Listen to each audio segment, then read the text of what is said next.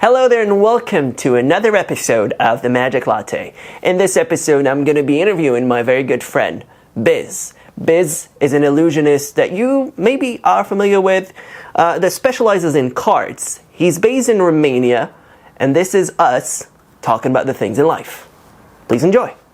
This is your host, Riddle, and I'm with my good friend, Bizz, that I met about 2 to 3 months ago in Blackpool Magic Convention 2024. We didn't chat that much, but it feels like he's family. This guy is amazing. Bizz, how are you doing? I'm good. I'm very excited to see what you're going to be asking me because I have no clue what you're going to ask me.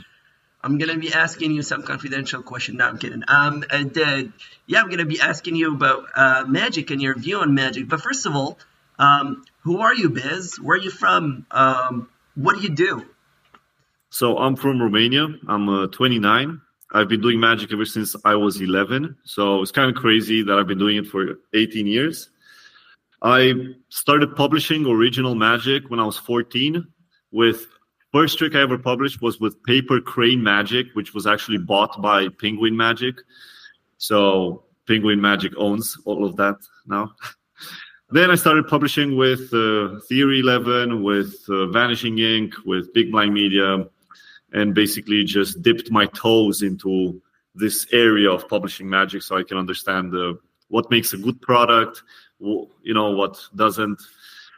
I've been sober since I was 21, and that's pretty big of an accomplishment because if people know me, I smoked quite a lot of weed ever since I was 14 to 21, and I made a lot of videos high. So 7 years now, which is the best thing honestly that could have happened that I could have done. Congratulations, man. Thank you. Besides that, I work for Big Blind Media right now as their social media guy, trailer guy, anything guy. Owen wants me to do something, I do it. I work with a magic shop in Bucharest. Did I say I was from Romania? I'm from Romania, so yeah. Bucharest is, there you go. So I work for a magic shop in Bucharest, and we've made the biggest magic platform for learning magic online in Eastern Europe. So there's 170 videos there with original magic, with teaching classics as well for kids from 8 to up to to adults. Yeah. And besides that, I take care of, I curate Bizz and Friends, which is my brand, where together with other people, most of the time, a lot of people, we create community projects. We put out books, magazines, and we just try to make the whole magic and cardistry scene a little bit more fun. So yeah, that's about it. That's pretty cool. You started 18 years ago. So what made you want to start magic originally? I was playing football at the time, and I was non-American football, just soccer. Yeah.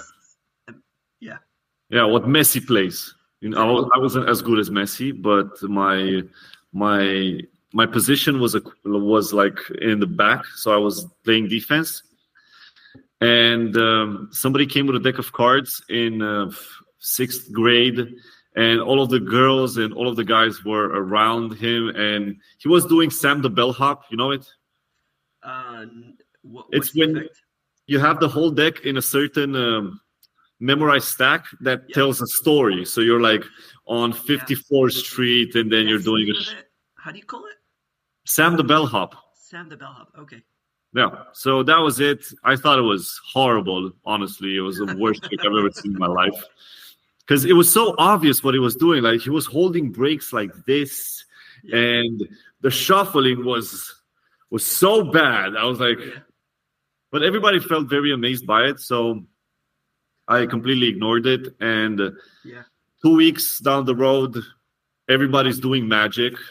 Everybody in class, even the girls, were learning Snap Change by Ed Marlowe, which is fucking crazy to think about. Because of that guy? Yeah. Wow. Yeah, we had a classroom that was going through phases. So if somebody brought a Yu-Gi-Oh deck, everybody was playing Yu-Gi-Oh for 2 months. Somebody brought another game. Everybody was playing the game for like 2-3 months. So everybody was learning these moves. They were performing Top Shot, and that was bad. They were performing these sort of flourishes, and they were using English words, which sounded very cool for a 6th grader, you know? Yeah. And I got very annoyed and jealous, and I said I was going to pick up a deck of cards and I was going to be better than everybody. So I got a deck of canasta playing cards, which is like bridge size playing cards. Okay. And I fell in love with it, and that was it.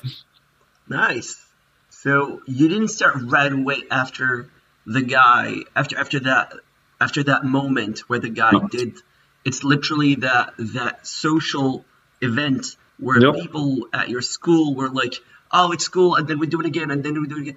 Do you know how much time it took you between? Oh, yeah, 2 weeks. 2 weeks. Okay. Yeah. What made you hold back during those 2 weeks? It's very interesting. Ego. What? My ego. Your ego. Okay. Yeah. Because you were like, no, I'm not like them. No, I was like, no, this sucks. Okay. That was it. And then you're like, I'm going to make it better. No, I'm going to be better, not make it better. I'm going to be better, yeah. Yeah, okay. Interesting.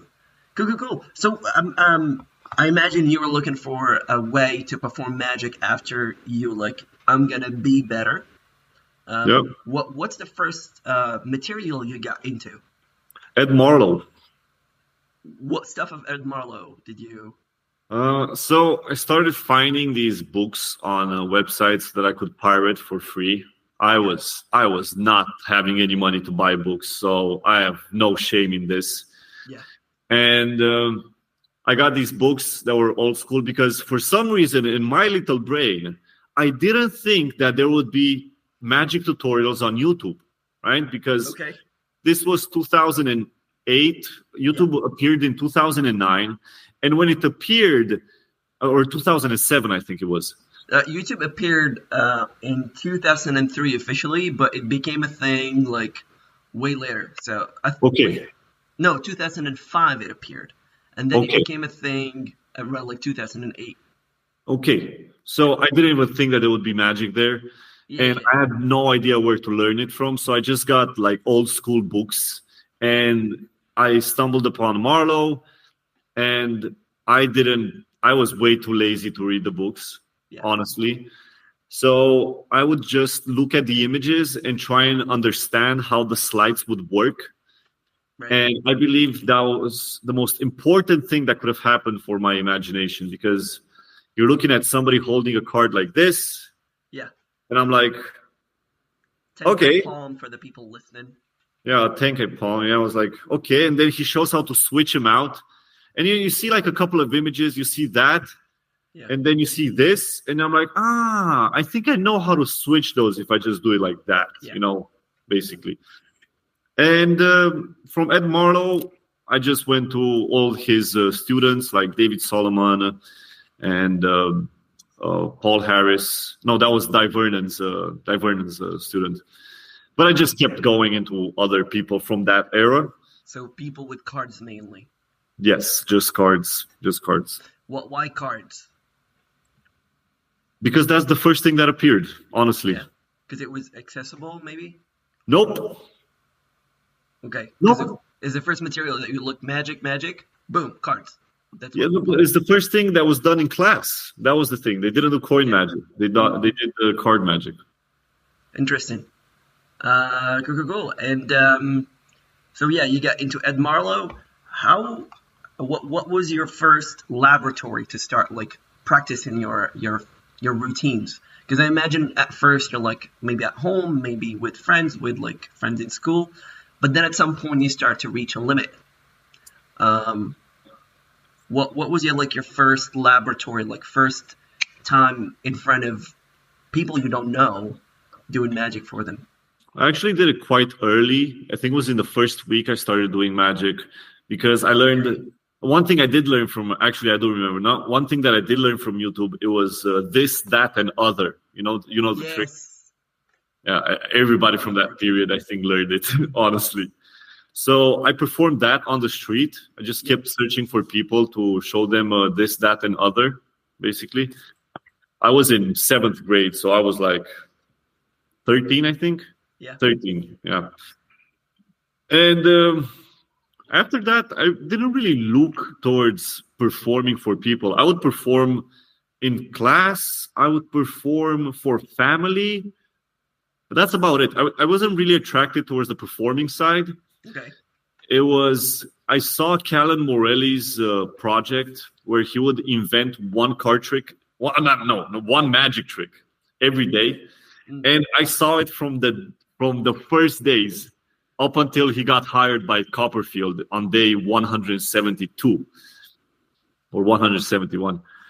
And I wanted to do something like that because this friend that got me into magic and I became friends, and we would create sleights on and on. Yeah.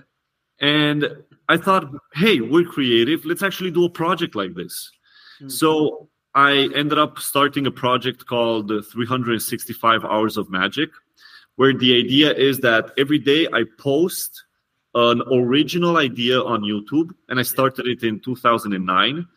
Okay. And the time of the video, so if the video is like 15 seconds or 1 minute, you add it to the previous video and until you reach 365 hours.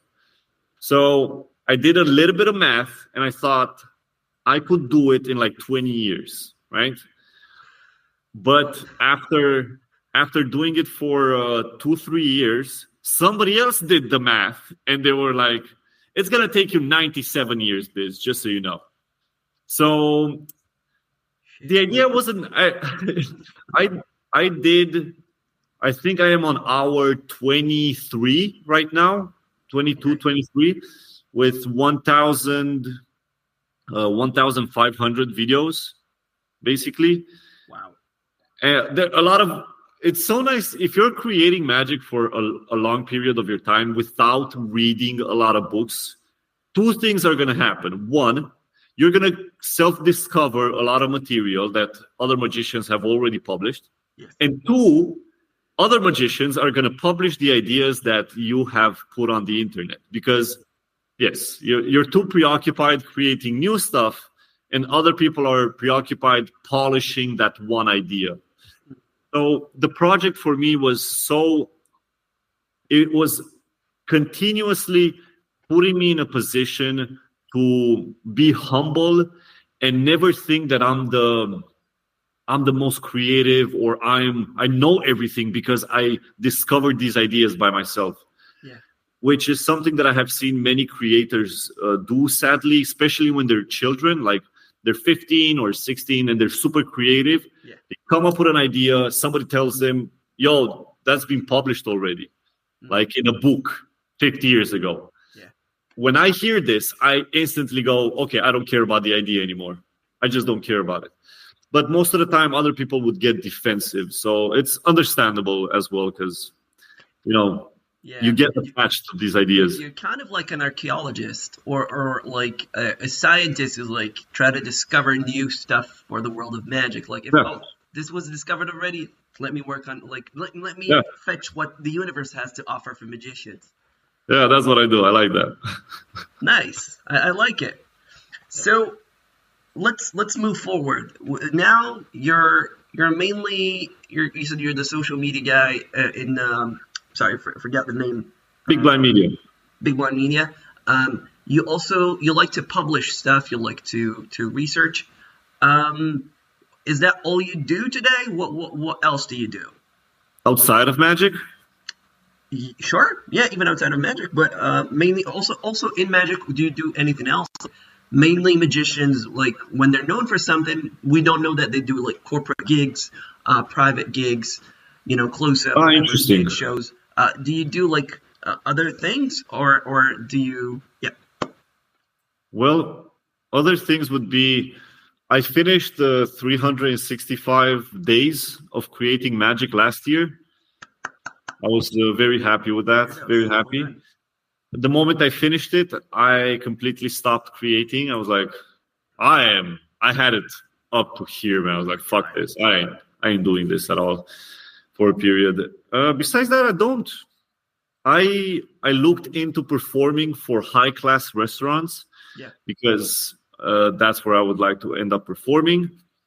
And I went to a place and they gave me the spot, but I suppose I became very comfortable with doing what I'm doing right now, in the sense that I like creating things, I like publishing projects, making books, finding people and collaborating with them. But I'm going to be hitting 30 next year. And I said, okay, bro, this is like the last part of my 20s. I want to spend it learning more about branding, strategy, management, just studying more about the business, which is what I've started doing right now, going to a lot of meetings and just one last go at learning as much as possible. And then the idea would be to start performing, But right now, no, I'm not doing anything outside of what I told you already. Okay. So you were talking about Bizz and Friends. Where did the idea of that brand come? And also, what collaborations do you do with Business Friends? So initially, I don't even remember it was called something. It didn't really have a name. But I started making projects around 2011, I think, or 12, when I started contacting people. And that was the first time. And then I did a project on... When was the end of the world? Was it in 2012? 12. Right?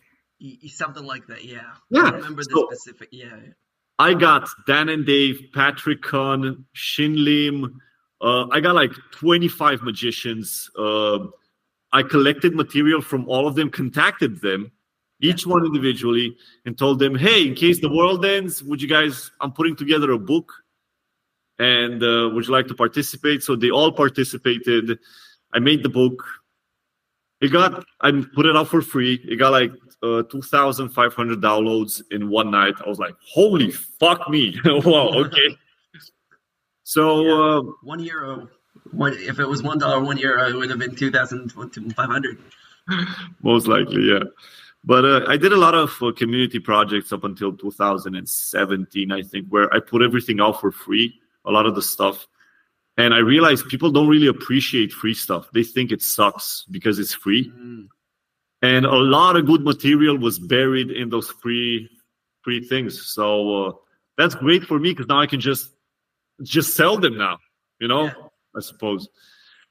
And I kept doing projects with people, from interviewing as many cardists as possible to, let me see what I did in the beginning. It was the interviews. I did a lot of downloads, which I put on my YouTube. And then I realized around 2018 that, so everybody calls me Bizz because it's short for my name, which is Bizau. And it's just much more easier for people to understand. So I thought all of my projects are with friends. My name is Bizz. So it's Bizz and Friends, basically. Nice. So that's how the name came about. And we have published, I gathered 82 cardists for one book.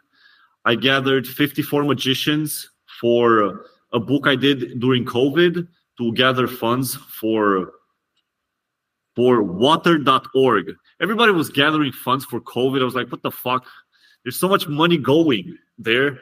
I might as well donate it to like somebody. Water.org is the biggest organization for providing safe and clean water to third world countries, basically. Nice. So that got a lot of people in it, 54 magicians. And now I'm making a physical cardistry magazine where I give an opportunity to cardists to express themselves. I spotlight different creators inside the playing card community. And just make like a badass physical product that contains playing cards. It looks new age, it looks fun. And the idea is to bridge the world of laymen and cardists so that, people that have nothing to do with magic and cardistry can find this magazine in a store and go like, the fuck is this? And then they can discover the world, basically. So those are some of the projects that I've done with Bizz and Friends. Besides, we made we made 2 decks until now. Let me show you. That's one. I don't have the other one. 2 decks. Yeah, we made the brand Bizz and Friends. Yes. So we made the cardistry game. Okay. Which is basically a game that cardists can play. So they have all of these playing cards and with moves on them, and people just they battle it out. So they can just battle with each other. So that's the idea. It's like a concept for Cardistry Con. It's like I try to pitch it to as many conventions as possible. It's just that they're very badly organized. So it's much easier for them to just get people there and go like, hey guys, if you want, you can play anything, but nobody plays anything. They just drink beer and talk because that's what people do, which I don't blame them. So one day there will be a championship with this, but Spanish people fucking love it. They play all the time. They send me videos. Yeah, they do. Amazing. And I made a game for magicians as well, but this one is also like a playing card deck that is an homage to creators and performers around the world that are both dead and alive. And all of the court cards, like you have Richard Turner here with gambling, and you have coin magic and sandwiches and so on. So you take all of the court cards and you can use them to battle other magicians, see who can perform without flashing, or just use it as a creative tool and come up with ideas. I love it. So, that's it. Nice. And we do pornos. Yeah, there you go. Well, okay. Cool. I was, you reminded me, we have a friend in common. I believe you know Idris Medja. Idris, how? In France, Medja. Most likely. Okay, well, he is on that creative side. Anyway, I feel like you guys, if you don't know each other, I'll put you guys in touch because you have some similar ideas in that sense of like giving to the magicians the creative tools to like push their creativity. That's nice. Amazing. I love it. I was going to ask you, since I realized I did notice that you were a lot into cardistry, and we started Magic. I started also 18 years ago, so I also started with like when cardistry was hyping up. I don't know who you started with, or like who was the first cardistry? What was the first cardistry video that you saw on YouTube, or the first material of cardistry that you saw? It was a Charlie Acutt. Okay. I was gonna ask you because I feel like we all had that wave of Dan and Dave, the Black Twins. Most like 100%. You know, they dropped some classics, and I was wondering, what are your thoughts on the thing that they dropped out of nowhere, like this week, saying that everything's going in public domain. What? Everything's going in public domain. Yes. Just for some context, where it was at the end of April 2024, Dan and Dave, they said, all of our work is public domain now. What do you think of it? I think it's Dan and Dave saying they're retiring. I feel like Dan and Dave have been saying that they're retired for quite some time. Yeah, I think it's like a full-blown retirement. I remember when they said they were never going to publish another Smoke and Mirrors, and then they came out with like 6 or I don't know how many after 5 years. Exactly. So I hope they're amazing creators. Yes. But I know both of them are starting a family and their kids are small, and they have Art of Play, which is amazing what they've done with Art of Play. So I think they might want to distance themselves from the cardistry scene, maybe just a little bit. There's a lot of rumors going on that the next Cardistry Con will actually be the last Cardistry Con ever. Really? Because, they don't want to do it anymore. So they're like passing the baton to somebody else. I don't know if they're passing the brand Cardistry Con to somebody else. Okay. Don't know that. Maybe they hope they keep doing it nonetheless. But the fact that all of their material is now in public domain, I have no idea what sort of what sort of impact this will have on the community, it will definitely enable people to teach these moves without having to worry about community backlash. Okay. A lot of Chinese websites have definitely blown up with all of their stuff now. Yes. Most likely they were already there before anyway. Yeah. But I think it's an amazing move, honestly, what they did. Honestly, I think push the community and the like the innovation in terms of cardistry and also Magic. Yep, and also Magic as well. Yeah, I think nobody's done this. That's the thing. Yeah. You know, even if nothing happens, it's just nice. This idea that somebody says, hey, you can all do whatever you want with our stuff. Like, we're done. And I hope it sets a precedent for other people to do this, honestly. At the end of their career, they go, everything's free, guys. From this point on, do whatever you want with the stuff. Yeah. It's pretty cool. Magicians will not do this. Yeah, it's yeah. Okay, cool. I was gonna ask you. We had a wonderful chat back in Blackpool. It lasted. I don't know. It felt like it lasted around 20 to 30 minutes. I don't know how long it lasted in reality, but we were talking about not really about the technical stuff, but we were talking about the definition, how magic impacts us, and how we are as people. And I was gonna ask you, how do you define the word magic in a very subjective way? Like, for you, what does it involve when you think about the word magic? For me, it's forgetting about reality. That's what magic is. And anything can be magical in the sense that it defies some sort of idea that you have. But I think when something is magic to you, for that period of time, be it an event, a person, an object that you're playing with, you completely forget about the real world. So I think if a good magic trick can make you feel that, if it lasts for 5 minutes and after 5 minutes, you're like, what the fuck? And you don't know anything. You forgot that you had debt.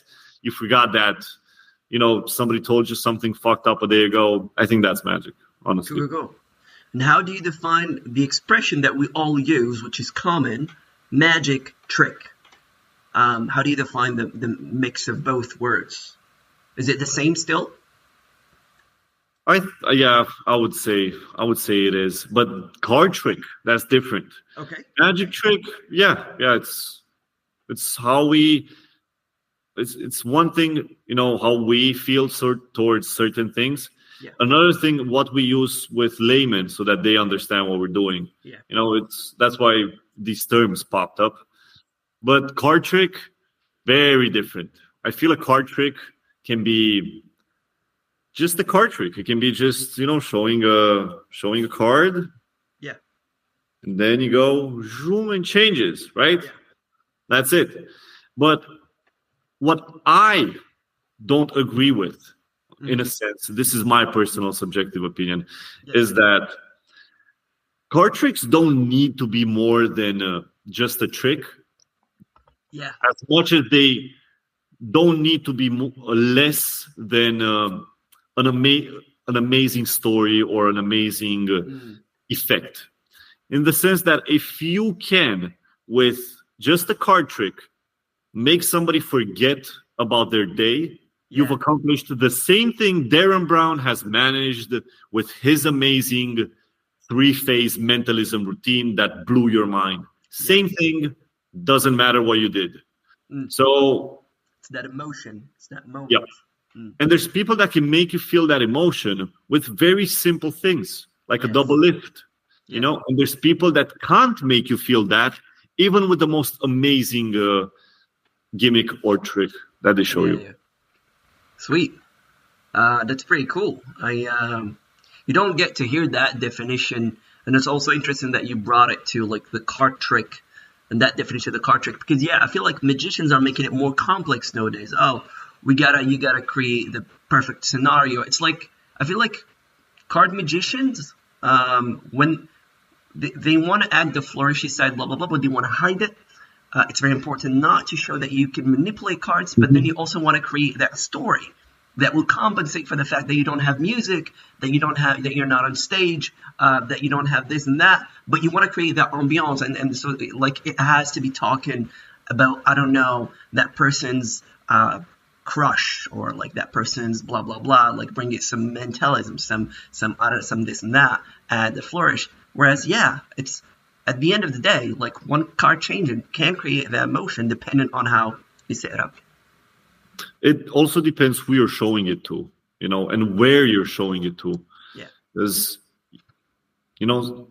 it's one thing to show magic, as you know, for corporate events, another thing to show it for weddings. Like, people want different things in different scenarios. Yes. If they're in a pub, they wouldn't give a fuck about your story. They just want to see the trick. If they're at a wedding, thank God this guy is talking, because this was the most boring thing that I was just sitting there. Like, depending on the situation. That's why I think it's so hard to generalize something, because there's so many situations in which something will be true and in which something will be false. And Fernando Pessoa, which is the biggest Portuguese writer of the 20th century, he said that real truth, the absolute truth, right, resides in hypocrisy, in duality, in this idea that it can be both false and true depending on the scenario. So that is an absolute truth. The absolute truth resides in hypocrisy. Yeah. Wow, that's deep. I like it. Cool. I have a third question on that same line. So there's magic trick, and this is something that I love to ask to magicians, but also laymen.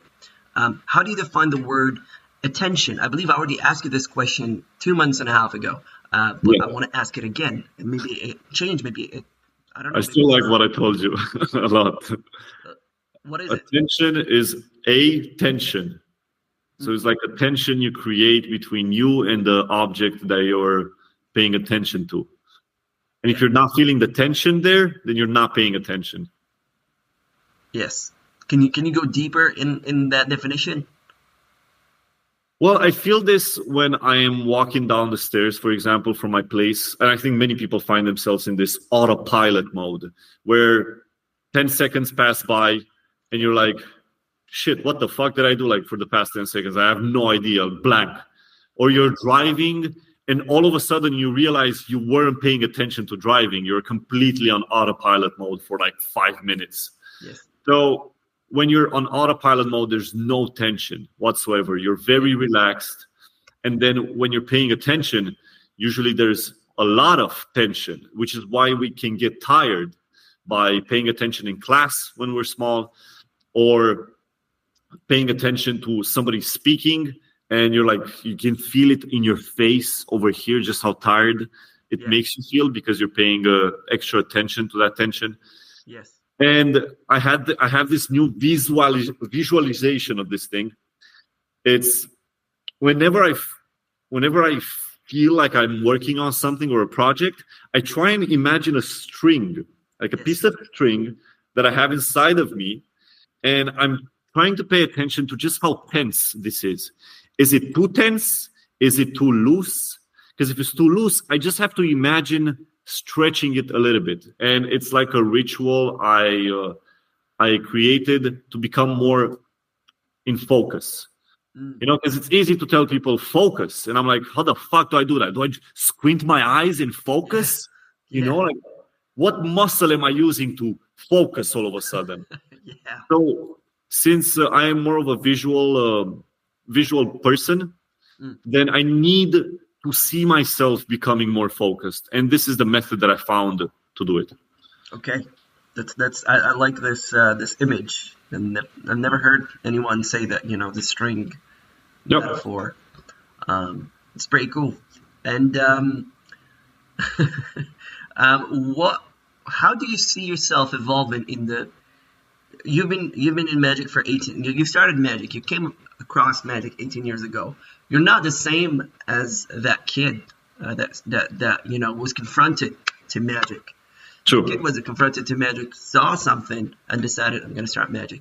The guy that you're today, completely different guy. How do you see yourself, or at least how do you wish yourself to be, I don't know, 12 years from now, 15 years from now, 18 years from now? So like doing the same, where do you see yourself? Like what kind of a magician are you then?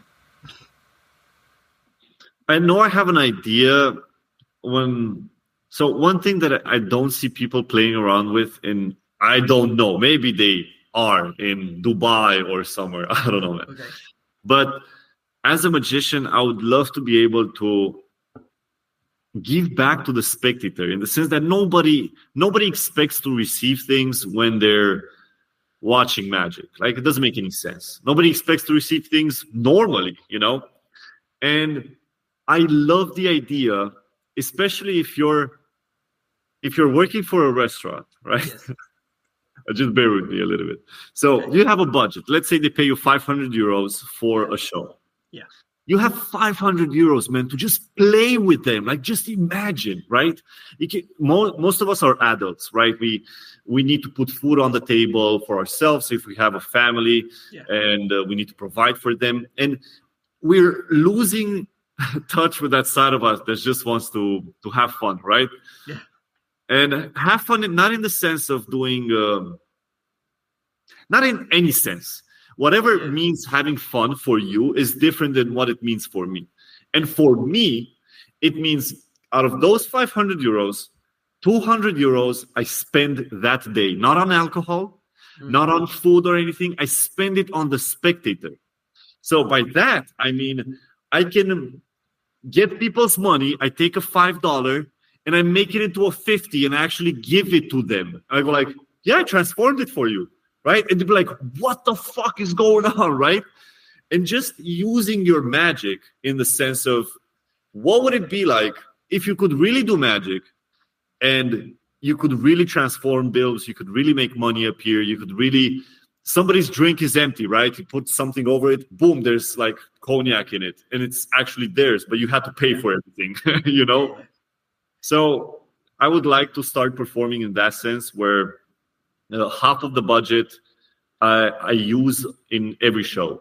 Yes. Somebody pays me 1,000 euros, I use 500 euros to create an experience for people where they receive things, Further down the line, I know I want to win FISM. I know that. It's something that I really want to do. And it's probably going to be between 30 and 40. And when it comes to FISM, my ideal image of FISM would be, up until I die, this is idealistic, okay? Yeah. To win in 3 different categories. So it'd be like parlor, it'd be like card magic, it'd be coin magic, like complete comedy magic, like completely different ones. So I think that would be pretty insane. It would go down in history as the most. Yeah, it'd be pretty insane, man. And I'd be very proud that we did this video there. I'm proud that we're doing this no matter what, but I would be very proud to know that you've marked FISM history as a FISM champion. Definitely. Yeah. So that is the entire thing that I see down the road with performing. And outside of performing, I am starting a book publishing business this year. Yeah. Which is going to be for art books. Industry, or what? Is it with that porn industry that you're talking about? We're actually going to be doing that as well. But the porn industry in Romania is very weak. But still, I think there are stories there. One of the things that I love the most is interviewing people. Yeah. And the idea of having a publishing house where you can publish anything. Yeah. Gives me so much power. That's what I want. Okay. I want this. So I'm going to be doing this for 3 to 5 years to see how it goes. Yes. And in the idea that I'm going to try my best to do this. And I want to bring in magic products in Romania as well. And create magic products for like laymen. This is only layman stuff. Because very few things that magicians create for laymen. You know, Yes. not like a magic tree, but like a magic box Object. or what more creative stuff, because most of the stuff looks very corporate. Yeah. And I feel I could, I together with the team that I have, could create stuff that is just different. You know, I don't know how different, but just different, and I'm very curious to find out. That's interesting.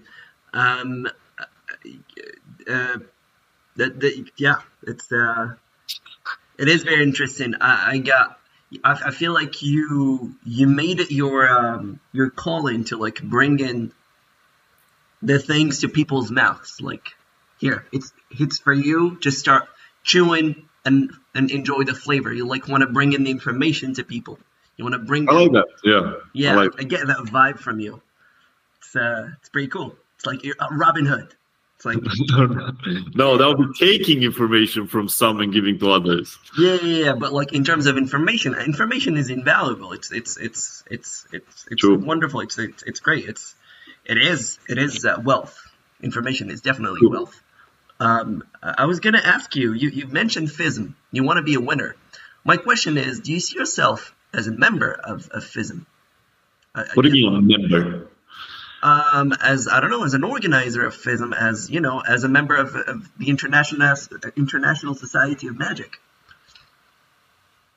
I don't know what that entails. I don't know what that entails as well, but I know that you're loved from any magician that knows you. I've never met anybody that said like, oh, Bizz. People love you genuinely. And I feel like you want to do stuff for magic, like the way you talk about when you see something. I remember back in Blackpool, you saw many magic effects. Like I saw in on people filming the reviews of magic tricks, and you're like, "Wow, this is great." And I feel like you care about the community, you care about magic. So my question is, like, do you see yourself involved in like organizing international events of magic? Yes. Yeah. I want to organize in Romania. What? In Romania, I want to make a festival of magic, because there is none in Eastern Europe. There is one actually in Bulgaria. Yep. But I am lucky enough to know a lot of very good magicians, and I would love to gather a bit of funds. Like somewhere, I think you would need somewhere around 30,000 euros for this, and just make the biggest Eastern European magic, not even convention. How's it called? Festival? Magic festival, yes. For people to come outside of magic. So like a gala, basically. But it would be amazing if you have like this place where there's also lectures and workshops, and no layman can go in there. No layman. And the entrance, basically you can buy things and you can go inside, but you have to prove that you're not a layman at the entrance. Yeah. I think it would be interesting. There is a model like this. So I was at a festival past weekend, which is called L'Héritier de l'Illusion. It's a French festival. Okay. Have you ever heard of it? No. So there's like 6 candidates that come from all over the planet. They have most of them are preparing for FISM Europe. With their acts. So they came in 7 minutes each. There's 6 of them. There's a pre-selection that finishes around December of past year. And they come, and it's paired also with FISM. Like there's the president of FISM that comes, the vice president of FISM, which is a good friend, Peter Din. Nice. The president could not come this year, but he was there last year. But yeah, there's also Norbert Ferré, which is a 2-time FISM winner. And, it's like the jury is a solid jury. And they use FISM's evaluation stuff. And so, the model that you're describing is what they do. I was there as a staff member and also as a close-up magician / parlor magician, in that sense that there's the competition early afternoon. People come and watch the competition, which is a show in itself, because, these are acts that are going to be in FISM stuff. Like, it's mind-blowing. As a reference, Artem Shushkin was part of L'Héritier, I think, 2 years ago or something like that. So with his FISM acts. So this is how crazy it is. Like the acts are showing themselves. There's a competition, and then there's like a moment where families don't have anything to do, and there is also a lecture for magicians. Every year there's a different type of lecture. This year Perfect. there was how do you call it? I stopped using them. Wallet. It was about wallets. There's this guy that I don't have wallet. I don't have wallets. I stopped using wallets like a long time ago. So this guy is a wallet collector, and he did a lecture about wallets for magicians. And me as a staff member and as a close-up magician, I had to keep people out and like perform magic for them. And then there was a magic show, and there was also a display. Like there's partners that come. There's this wonderful project of like magic wands with like French magicians with their personal wands. They display them with the picture of the magician, the description of the magician, which is great. And then laymen go there and watch this. And there's plenty of other things when the magicians are going for the lecture. And then after that, there's dinner time, and then there's the gala with like international artists that came to perform. So here's a model for you that already exists and that is working. It's the 7th edition that happened this year. Yeah, it sounds like a very good model. Yeah, if you want to, I can put you in touch with the organizers. When I want to prepare it and I have the funds, I will definitely contact you, man. Yep. That'll be amazing. Thank you. Sorry, I kind of like went sideways with with this, but No worries. Yeah. Well, who is your biggest inspiration in magic? I feel like I've asked you this question last time we met, but I completely forgot. I don't have anybody right now. Oh, no. Wait. I do get inspired by people that I have met in real life. Yes. For example, Mario Lopez. Okay. I watched something from Mario. I want to do magic again. Yes. I want to perform for people.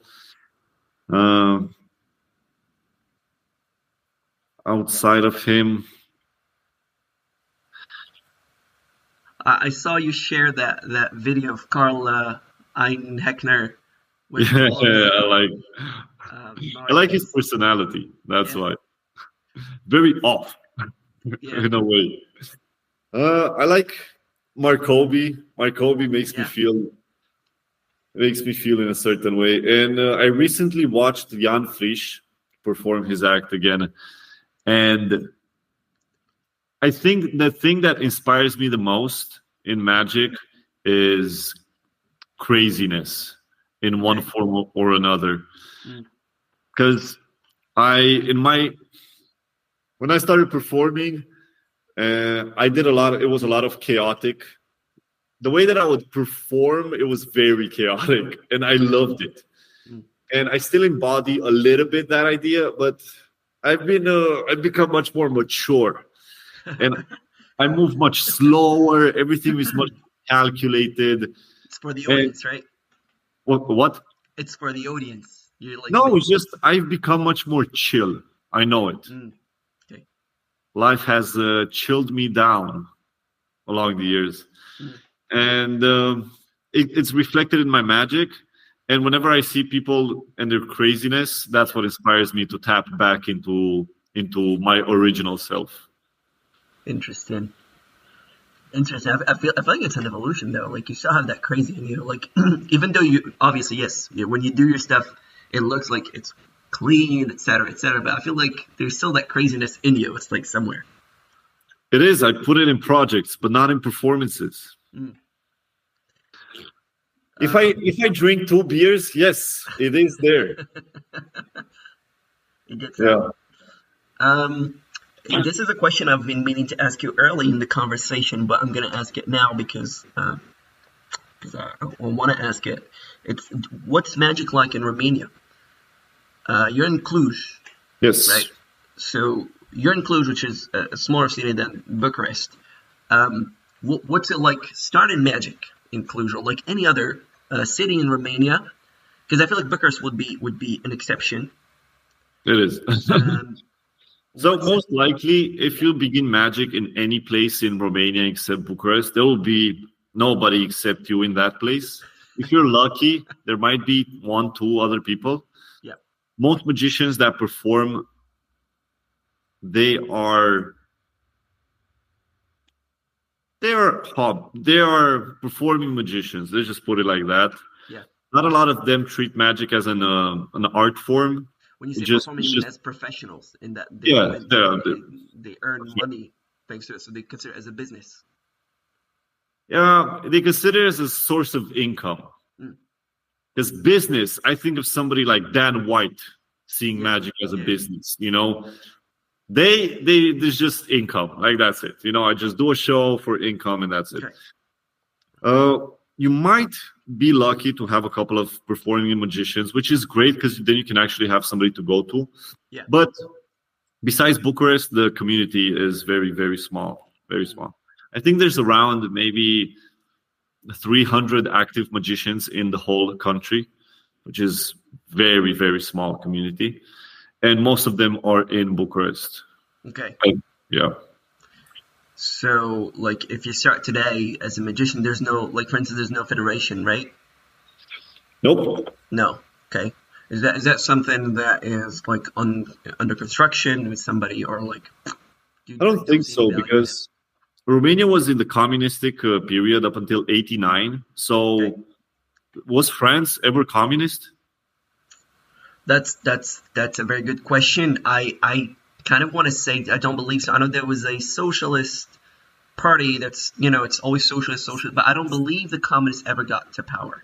No, I don't. Yeah, exactly. So you guys have always had time to develop culturally. Yes. But up until 89, the whole country was oppressed. We couldn't develop in any direction. So if you were to think about Romania, what people have developed, they've developed a strong character. They can adapt in any country. They can learn any language. I see Romanians like Indians and Chinese people, because when I see a Chinese person moving anywhere on the planet and being able to learn any language, make a business there, and make a family, I'm like, wow, that's insane. Their adaptability is very, very good. So we've developed this character, but when it comes to culture, when it comes to legacy, when it comes to having a history in music, in painting, it's so scarce. It's for magic. I think magic developed. We had a big magician. We had two big magicians during the communistic period, and one of the magicians was actually. What are the names?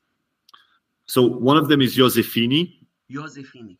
Yes, and Josefini was at one point the president of the circus president of the whole Europe at some point. Oh, wow, okay. Yeah, it was big guy. The only thing that he did his whole life was circus and magic.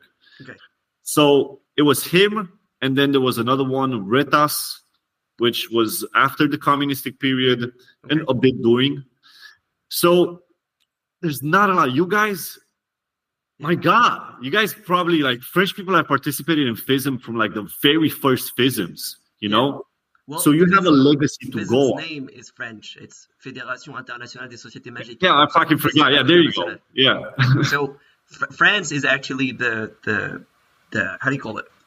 I'm losing. I don't have the word. The mother. The what? The caretaker, the mother, yeah, sure, whatever. It's the birth. Robert Houdin's kind of like have given birth to modern magic the way we kind of know it today. But I also come from I'm from Morocco originally. I don't know if I remember, but in Morocco there's still like a lot to construct in that area.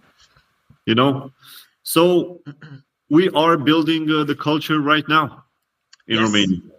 That's pretty cool, man. And I think you represent. Magic in Romania. You are magic in Romania as Bizz and these 300 people. I am, together with the other ones. I wouldn't exactly. That's what I mean. And who are if somebody is currently looking for magicians in Romania, obviously there's you. Who are the people that you would like on the top of your head? The 5 names that come to your mind right now. So, like, if you ever want like the best kids magician I've ever seen. But here's the thing: I have no idea how he would be in English. But for Romanian, this guy is insane. He's an actor, and he comes up with. Let me just put it in the scene for you, right? So, what he plays with is dual reality. Okay. He will present something to kids, and for them it sounds very inoffensive. Like, for example, you know those things you have to cut in the grass. It's called weed. You know, you have to cut the weeds out. Yes. Or even grass. Let's just stick to grass, right? Okay. So he would ask kids. You know, it's very popular right now to be very bio, and I just wanted to ask you all, children, does anybody have any grass at home, right? So grass also means weed. It's the same. It's a term for weed. And in Romanian, he uses this, and all of the parents, they're like, right? And all of the kids are like, yes, I have grass. You know, and he continuously plays with this. Like, for example, you would go, who wants to come on stage? No, does anybody have a third finger? Does anybody have the third finger? And all of the kids will go like, I have the third finger. Yeah. And it's so crazy to see 30, 40 kids just raising their hands. I have it. And they have no idea because they're 5. Like, they don't clue. And all of the parents, they're dying completely. So this is like just 2 jokes, but the whole show is 1 hour of so many inner jokes for both parents, because many times parents bring their kids at magic shows like a fucking bore fest for them. Yes. But he's tailored his shows so that it's entertaining for everybody. Nice. So from my point of view, best magician in Romania, Magic Tot. Magic Tot. Magic Tot. Magic Tot. This is like Magitot. Magic Tot. Interesting. Cool. So that's like comedy / family magic. Yes. Family magic. Yes. Well, in the sense that it's it's family friendly. It's for kids. Also, it's entertaining for adults. It is. But interesting. Yeah. I love the concept of it. Do you have any other names that impacted like Romanian magic's history, other than of course Retas and Iosefini? So those would be 3. There's definitely one magician that won the first edition of Romanians Got Talent. His name is Christian Gog. He's actually from Cluj, but he stopped performing magic completely because he just used magic as a gateway to business. Very good magician. He would create all of his gimmicks. His wife was a chemistry lab or whatever the fuck. So you used the word gimmick, and then you said his wife is, and then you changed. So it seems like his wife is a gimmick. No, his wife is a chemist. Sorry, is a chemist. So she can make chemical things for him. Yes. And it would, like, for example, one of the things that she did, he explained me back then, it was this substance. Yes. He would put it on his finger. He had it on the inside somewhere. So it was like, just go like this, touch it. And then go to the spectator and go, I just want you to hold your hand over here. Yeah. And then he would touch it on the back, and in 30 seconds on the clock, it would burn. Okay. So, and this was, I think there is an effect right now with something like this. And he was performing it in like 2010 or 11. Yeah. And after he won Romanians Got Talent, he just stopped completely. That was it. But he had a very big impact on drawing in people, because you have to remember, 2010 means we've been out of the communistic period for 21 years. That is fucking nothing, right? We had one more magician before this. His name is Iosefini as well. He just took the name from the other guy. He just took it. Very good guy for card magic. Like, very, very good. Very good. I would advise him for anybody that wants like close-up card magic.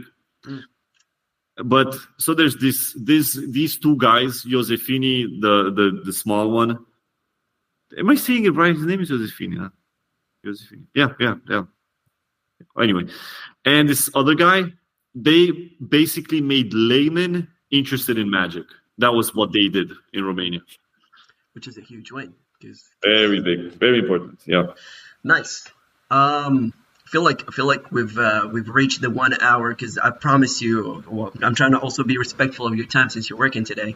Do you have anything you'd like to leave anybody listening, any magician? Because as I told you, this is a podcast that is by magicians for magicians. So my aim, yes, and I have something. I have like the most insane idea on the planet from Jack Patton. No, Jack Patton. Yes, it was Jack Patton that told me. Listen to this fucking crazy shit, man. Hold on. You know what? I want to record this and drop on Instagram. Yeah. This is the craziest thing you'll hear all day, man. So, this would be like a convention. I'll just say it again. This is an idea by Jack Patton, and it would be about a universal convention between magicians. Okay. This is it. You look at the first number on the box, on the barcode. Okay. So my first number is 7, yes. Right? So this means that the spectator's card is 7th in the chase order. So it would be like a 7 of clubs, right? So what I do, I look at the number, I perform a card trick for a magician, for a layman. I force the 7 of clubs, let's say whatever the fuck, I found it. I force it. Yeah. I take it face up. I place it inside, right? Yeah. And I tell them, no, not even face up, face down. I place it face down. I tell the spectator, I will give you this deck, and I put it in the card case. I imagine it's in the card case because this is a Bengali. So I put it in the card case, and I tell them, give this deck to any magician on the planet, and they will be able to find your card without you telling them anything. The magician only has to look at the first number on the barcode, and he will know the playing card instantly. Nice. Wow. This should become a thing. It would be the most insane thing on the planet, man. Getting a deck from somebody in Germany, taking it all the way to Morocco, and then giving the deck and go like, can you find my card? And you go, with this deck? Yes, maybe. And you're like, boom, so good. Genius. Jack Patton. Patton. Patton. P-A-T-O-N. P-A-T-O-N. Jack Patton. Yes. Cool. Well, thank you for that message, Bizz. Yes. Let's make this a thing. That'd be amazing. It'd be amazing. It would be amazing, man. Thanks a bunch, man, for doing this. I feel like we still could go for way more than, like, I have so many other things to ask you, so many things I want to talk to you about. But next time I interview you. What? Next time I interview you. Oh, yeah, please do. Yeah, let's do that. Yeah, please, let's do that. Thank you so much, man. Thanks, it feels like your family. It feels like you feel like a brother. It feels like we're part of the same magic family. I feel so too, man. I'm happy I've done a few. Like, we're at 8 episodes. I still have 2 that are planned. 3 actually, with like different countries, which is mind blowing to me. But I feel like this is probably one of the highest values interviews out there. Thanks, man. Thank you, man. Thank you. I can't wait for people to discover it. That wraps it up. Thank you, Bizz, so much, and I'll see you on the next episode. Yeah, that is Dr. Dre. The next episode.